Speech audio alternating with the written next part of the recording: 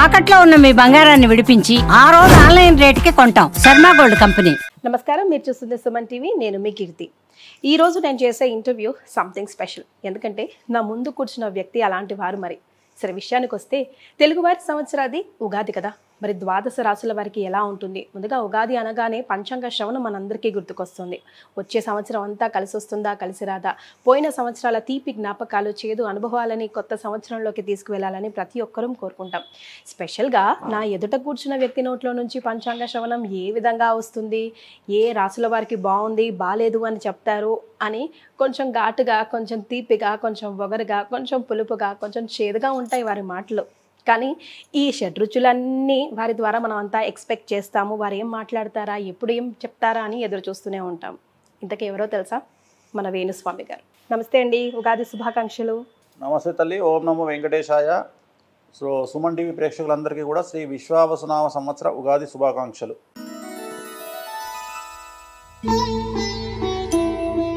So మేషరాశి వారికి ఎలా ఉండబోతుంది? మేషరాశి వారికి ఈ సంవత్సరము మనకు ఖచ్చితంగా తీసుకుంటే, ఈ సంవత్సరం మేషరాశి జాతకులకు షష్టగ్రహ కూటమి ఎఫెక్టు వ్యయంలో ఉంది. అలాగే ఏలినాడు శని ప్రారంభమవుతూ ఉంది ఈ సంవత్సరము 30వ తేదీ మార్చి నుండి. అంటే ఈ సంవత్సరము 30వ తేదీ మార్చి నుండి ఎవరైతే 2002కు పూర్వం పుట్టినారో వాళ్ళకు రెండవసారి ఏలినాడు Shani. So it is very dangerous.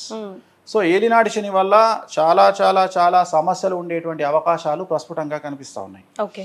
So విద్యార్థులకు ఉత్తీర్ణత శాతం తగ్గుతుంది, బ్యాక్లాగ్స్ మిగిలే అవకాశం కనిపిస్తూ ఉంది, వీసాలు రిజెక్ట్ అయ్యే అవకాశం ఉంది, ఉద్యోగాలు కోల్పోయే అవకాశం ఉంది, ప్రైవేటు ఉద్యోగస్తులకు ఉద్యోగాలు కోల్పోతారు, ప్రభుత్వ ఉద్యోగస్తులకు ఏసీబీ, సిఐడి, సిబిఐ లాంటి కేసులు ఉంటాయి, వ్యాపారస్తులకు income tax, sales tax, commercial tax, GST సమస్యలు ఉంటాయి, రైతులకు 2 పంటలు దిగుబడి రాబడి పెరిగి శుభ కార్యాలు నిర్వహిస్తారు, రాజకీయ నాయకులకు సమాజంలో చెడ్డ పేరు వస్తుంది, పదవులు కోల్పోతారు, కళాకారులకు అవకాశాలు వేరే వాళ్ళు తన్నుకుపోతారు, అలాగే ఆర్థిక పరమైన ఇబ్బందులు ఉంటాయి, భార్యాభర్తలకు అండర్స్టాండింగ్ ప్రాబ్లమ్స్ ఉంటాయి. సో ఓవరాల్గా మేషరాశి వాళ్ళు ఏ రంగం వారు తీసుకున్నా ఈ సంవత్సరం పెను సంచలనాలకు కారణభూతమయ్యేటువంటి అవకాశం ఉంది. మరి వీళ్ళు ఏం చేయాలా?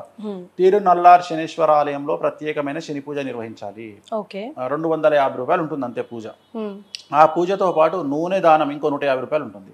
అంటే 400 రూపాయల పూజతో తిరునల్లార్లో పూర్తిగా రెమెడీస్ అనేటువంటిది ఉంటుంది. 90% సమస్యల నుండి బయటపడేటువంటి అవకాశం ఉంటుంది. కాబట్టి ఈ రెమెడీని నిర్వహించుకోండి, సమస్యల నుండి బయటపడండి. రైట్. మీ ఫేవరెట్ ప్లానెట్ ఏంటంటే ఏం చెప్తారండి? గురువు, శుక్రుడు. వై? ఎందుకు ఎందుకు అంటే శని అంటారు అనుకుని ఎక్స్పెక్ట్ చేస్తాను. శుక్రుడు లగ్జరీస్. సో శుక్రుడు జీవితంలో లగ్జరీస్ని ఇస్తాడు, గురువు పిఆర్ని ఇస్తాడు, శని ఎడ్యుకేషన్ ఇస్తాడు. మనం ఎట్లా బ్రతకాలి సమాజంలో, శత్రువులు ఎవరు, చుట్టాలు ఎవరు, బంధువులు ఎవరు, బంధువులో దొంగలు ఎవరు, ఫ్రెండ్స్లో దొంగలు ఎవరు, అంటే మన ఎవరు పర ఎవరు అనేది మనకు కష్టం పెట్టి కష్టాల సమయంలో మనకు జ్ఞానోదయాన్ని ఇచ్చేవాడు శని.